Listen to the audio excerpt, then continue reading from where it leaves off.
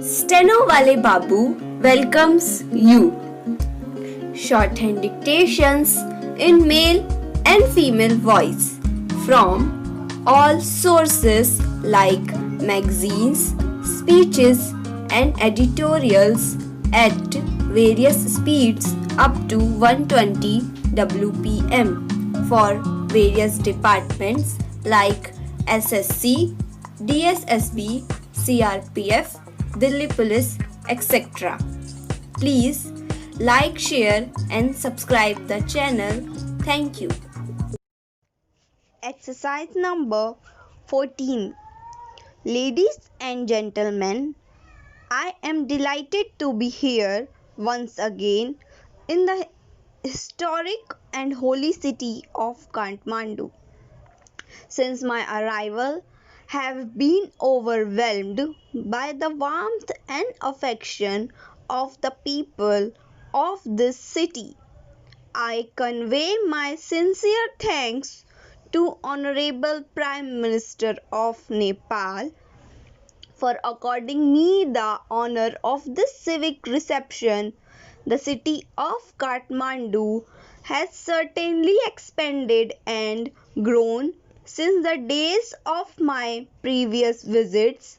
It is a city famed as much for its majestic Himalayan setting as for the hospitality of its people.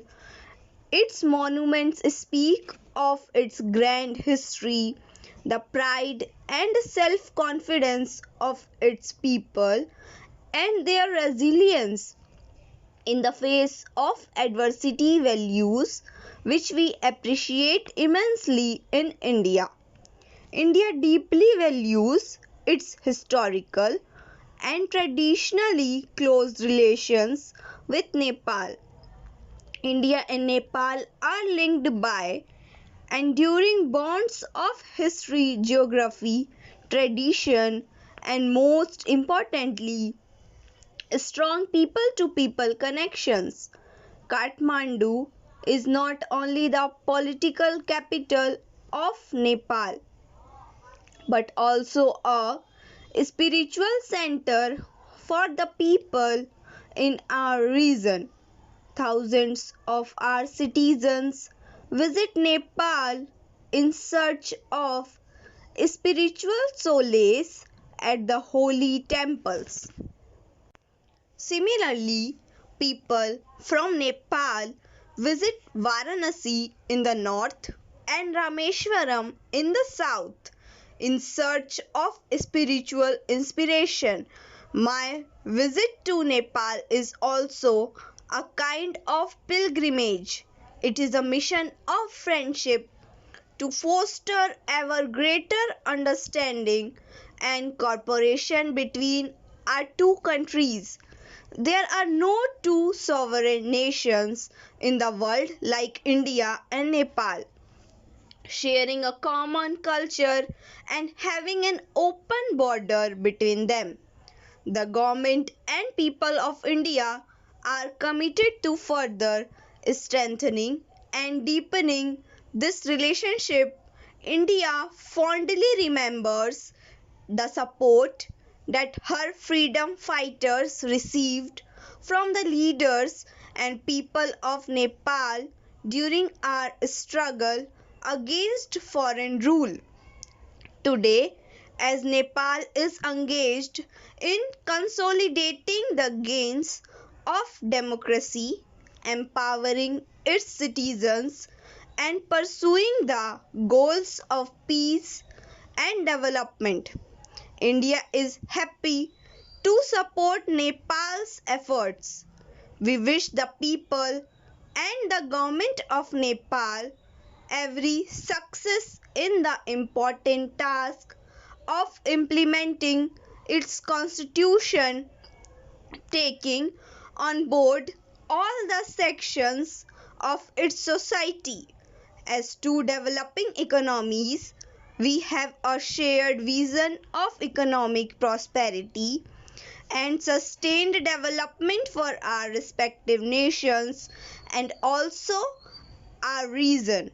As a neighbor, and a close friend, India has an abiding interest in seeing sustained economic development in Nepal. Our development partnership covers a broad canvas of projects in both countries. The Government of India has taken some new initiatives in economic policies and has been emphasizing innovation research and technological development to accelerate India's social and economic transformation.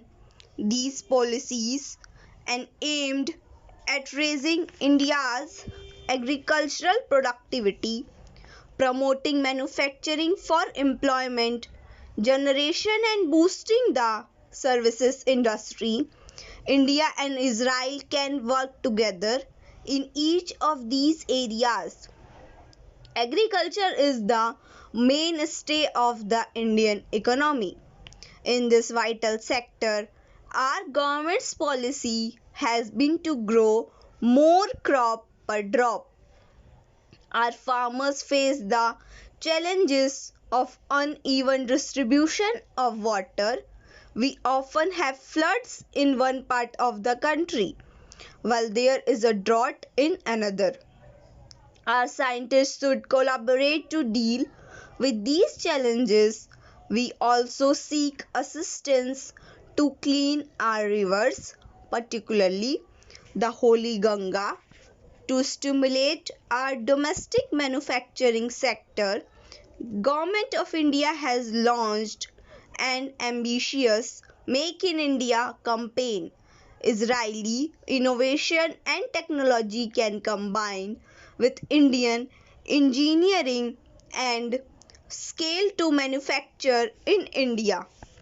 Such a partnership, particularly in the defense sector, has the potential of creating new markets and generating more jobs both in India and Israel. In both our countries, the service sector is growing fast. This is another area where we have complementary strengths. India is one of the largest exporters of software in the world. Every year, more than 4 lakh English speaking engineers graduate from Indian universities. The number of startups in India is expected to cross 10,000 in the next 2 years.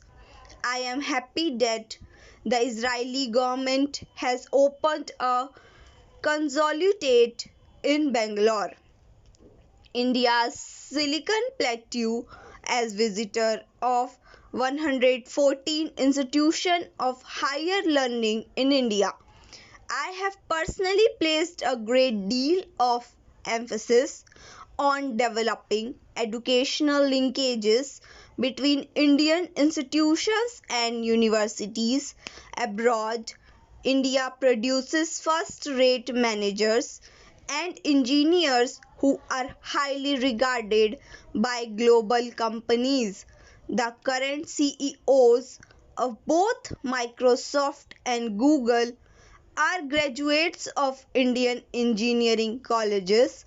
In the coming decade, the emphasis in our educational institutions will be to strengthen innovation and research. A delegation of vice chancellors of Indian universities and scientific institutions is accompanying me on this visit.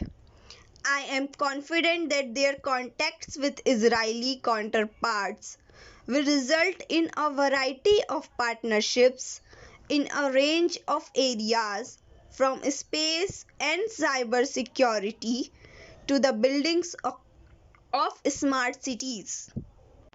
Ladies and gentlemen, India is delighted that Israeli citizens, particularly the younger generation, enjoy traveling to India. They rightly see India as a safe and welcoming destination where they always feel at home. The Jewish community in India has always been an integral part of India's social, economic, and cultural site. Recently, local authorities have renovated the holy places. Thank you.